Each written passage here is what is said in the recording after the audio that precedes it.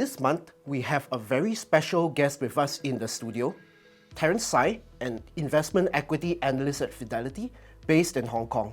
Welcome to Singapore, Terence. Thanks for having me. So Terence is our first guest and hopefully the first of many to come.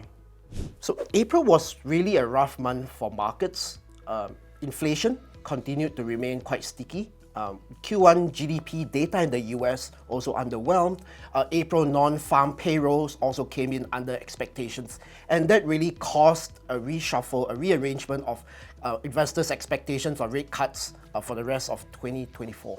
So Terence, any thoughts on how the earnings season unfolded? The earnings season was better than expected. Most companies outperformed expectations on the upside. And that really goes to a continuation on the strength of the US consumer. Investors also start to look through near-term earnings weakness, even if they missed, and look for guidance and outlook from the companies. And while it's a good sign that earnings have been better than feared, it's important for earnings momentum to continue because of where valuations are currently, so that we can justify current valuations. So at Fidelity, our base case for the rest of 2024 is for continued economic growth. But we do think volatility will remain as the timing of monetary policy remains uncertain and geopolitical risks can potentially impact inflation. Hey Chris, so how are regional clients feeling? Any jitters given the rough April you mentioned? Well, actually, optimism remains high, right? The preference for equity remains high as well, especially for the US, Japan, and for technology stocks. So investors are also starting to pay attention to Chinese equities, given the strong run they've had since the Chinese New Year back in February.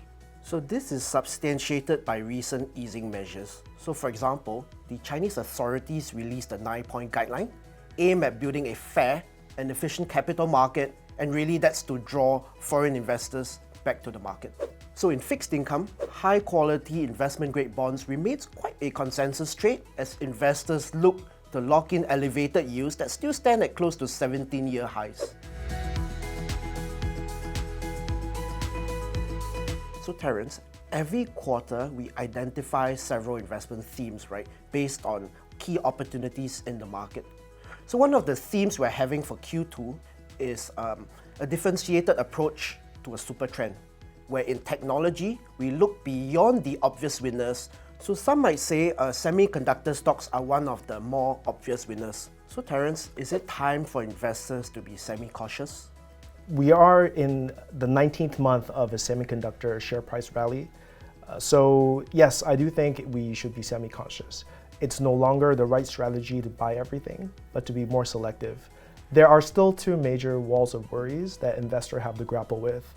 The first is that this recovery has been driven almost entirely by pricing.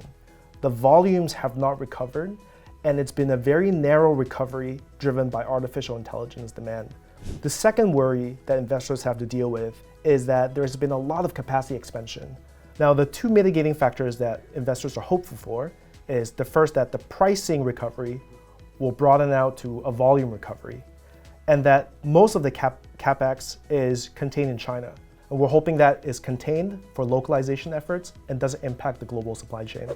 So Terence, you mentioned artificial intelligence is driving growth and kind of optimism as well. So is this the start of a stage of a new explosive growth? And are there any potential beneficiaries beyond the obvious? I think we're in the early innings of a growth stage for artificial intelligence. However, there's going to be cycles along the way. I think what's interesting beyond the obvious winners like semiconductors, which we have just talked about, also include companies that are early adopters of artificial intelligence. Companies that are able to use AI to lower their costs and improve efficiency will be the early winners of artificial intelligence, as we have seen in the internet and mobile era. Beyond that, data centers are an extremely important infrastructure to enable artificial intelligence. And a lot of infrastructure companies will benefit from the growing demand as nations and companies look to build out their artificial intelligence data centers. So Terence, it was really fantastic having you with us here today. Thank you very much and Hope to speak to you again soon. Thanks for having me.